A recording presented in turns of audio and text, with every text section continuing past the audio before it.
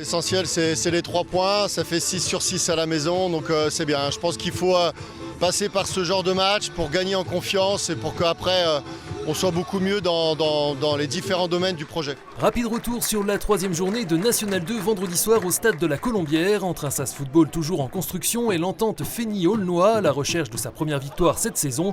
Les nordistes se sont procurés les situations les plus chaudes mais se sont heurtés à une solide défense spinalienne qui avait été mise à mal lors des 2 précédentes sorties avec 2 buts encaissés à chaque fois. Peu d'occasions pour les boutons d'or qui ont piqué au meilleur des moments juste avant la pause sur ce corner à la rémoise, le centre de Jawed Kalaï trouvant la tête de Mouamer Alic, 1-0. Même topo au retour des vestiaires, les visiteurs vont insister en vain et buter tantôt sur le gardien Ben Bouana, tantôt sur l'arrière-garde spinalienne. Les Vosgiens n'inscriront pas de second but qui les aurait mis à l'abri et l'on tremblera donc jusque dans les dernières minutes à l'image de cet ultime sauvetage de Baptiste Aloé. 1-0 score final, 2e victoire consécutive à la Colombière et premier clean sheet.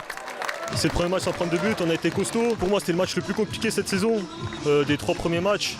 On a su faire le dos rond sur les moments compliqués.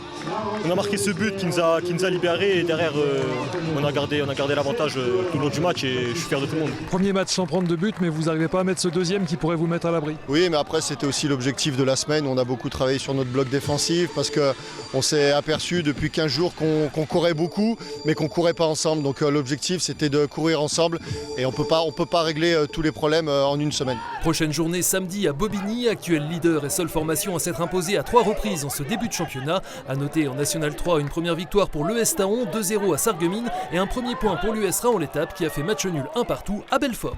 Votre émission Côté Sport fait sa rentrée ce lundi soir avec la marcheuse Clémence Beretta pour un retour sur les Jeux de Paris, l'ancien basketteur Cyril Julien, vice-champion olympique en 2000 à Sydney, reconverti coach sportif et triathlète, et Anthony Perchat de Vosges Matin, première diffusion à 19h.